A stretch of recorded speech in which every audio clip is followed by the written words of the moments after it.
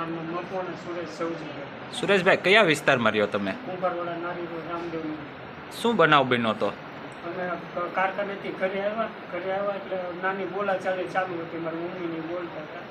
પછી અમે ઘરે આવ્યા ને એટલે તરત 4-5 જણા આવીને સીધા ધોકે મારવા. કોણ કોણ હતા? મને બોલાતા. કોણ કોણ હતા એ લોકો? પરમારે અનિલભાઈ, ઈશ્વરભાઈ, પછી પરમારે અક્ષયભાઈ, ઈશ્વરભાઈ, બીજા નામ નતા હોતા. કે બે એમની વહુ હતી. બધા ધોકાને કોઈ ઈટડાને એવું લઈને મારવા માંડ્યા સીધા. માથાકૂટ થવાનું કારણ શું છે? એ આજુબાજુ આરોપો પાડતા હતા ને એમાંથી બોલા ચાલુ થઈ. પછી અમને બહુ ખ્યાલ નથી. અમે તો કારખાનેથી ઘરે આવ્યા ને એટલે તરત સીધા મારવા જ માંડ્યા. તમને કેટલા લોકોની ઈજા થઈ છે? અમે 4 જણ. કોને કોને? મારા મમ્મીને, મારા ભાઈને, મારા ભાભીને, મને.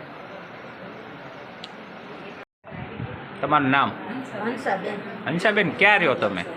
રામદેવનગરમાં શેરે નંબર 2. શું થયું હતું? એ બહાર હું બોલતી હતી તો એ ગાડી દેતા મને કહેતો મારવા છે તો રોટો. તો હું ધાબે હતી તો મેં કીધી હેઠો મને કે હેઠી ઉતર કે. તો હું હેઠી ઉતરીને તો એને ડેલો વાંચી દીધો. તો અમારો છોકરા આવ્યો ને જે બહાર ગાડી નીચે ઊભા તો રહ્યા ને તો એને મારવા માંડ્યા. ધોકા લઈને તો આવ્યા સીધા એવા માંડ્યા. કોણ કોણ હતું એ? એ 2-3 જણા આમથી આવ્યા ને 3 જણા એવડા બાયું ધોકા લઈ લઈને દેવા મળી. માથાકૂટ શું કામ થઈ હતી? મને જો આ બધી બોલવાનું તો કાંઈ નહોતું. હું લુગડા લેતી હતી ને ગાડ્યું આવ્યા હતા. અગાઉ માથાકૂટ થયેલી તમારા કાંઈ? ના કાંઈ વાત નથી. એટલે 2-3 દી પહેલા છોકરાને મારવા આવ્યો હતો.